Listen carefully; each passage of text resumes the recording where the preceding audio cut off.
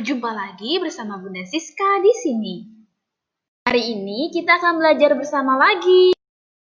Mata pelajaran apa yang mau kita bahas di hari ini? Langsung saja kita ke video pembelajaran. Halo semua anak-anak Bunda, Shalom. Berjumpa lagi dengan Bunda Siska di mata pelajaran Pendidikan Agama Katolik kelas 2. Hari ini bersama Bunda kita akan belajar pelajaran 5, yaitu tentang kisah Kain dan Habel. Tapi sebelum kita masuk ke pembelajaran kita hari ini, kita mau bernyanyi dan berdoa bersama supaya Tuhan Yesus senantiasa menyertai kita dan membimbing kita dalam belajar. Mari kita bernyanyi bersama-sama. Nyanyinya dengan semangat ya. Kita mulai bernyanyi.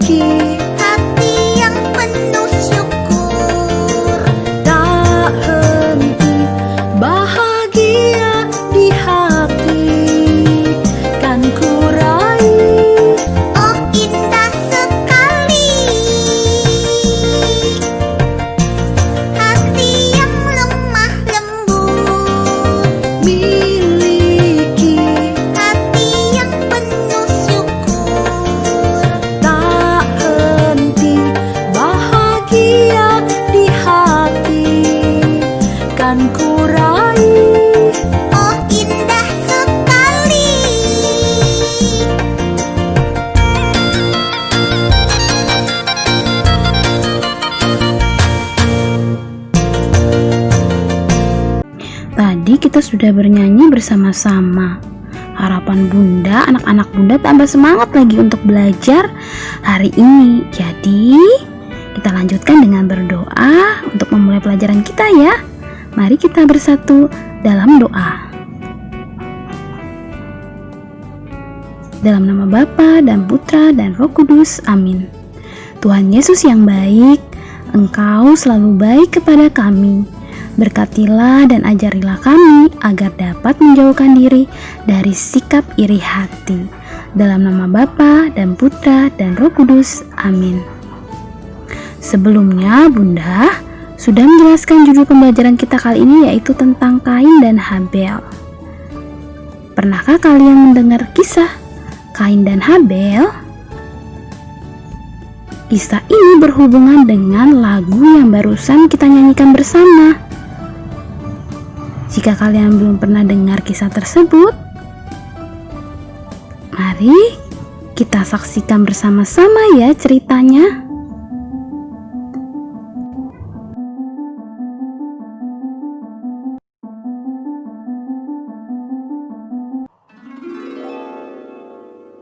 Adam dan Hawa.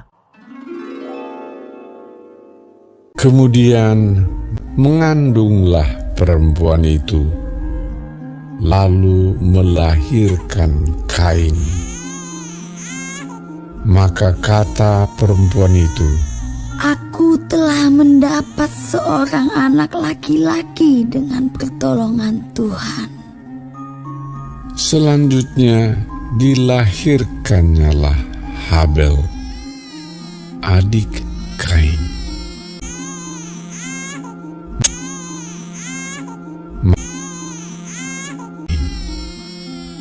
Dan Habel menjadi gembala kambing domba, Kain menjadi petani.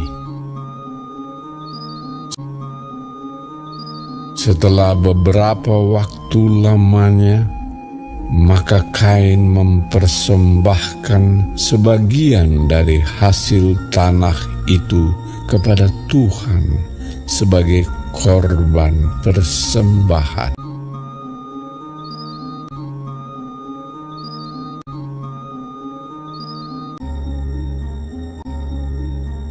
Habel juga mempersembahkan korban persembahan dari anak sulung kambing dombanya, yakni lemak-lemaknya.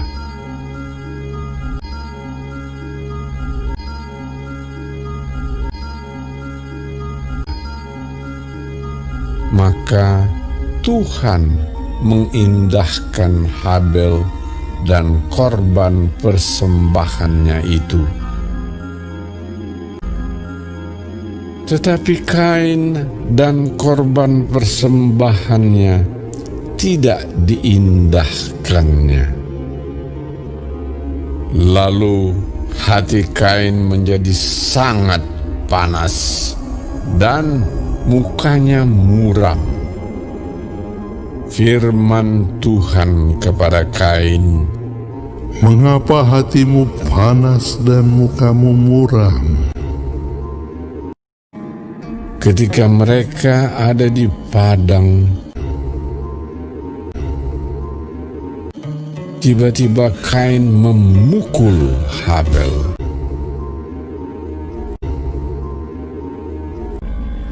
"Di mana Habel, adikmu itu? Apakah yang telah kau perbuat ini? Maka sekarang engkau menjadi seorang pelarian dan pengembara di bumi."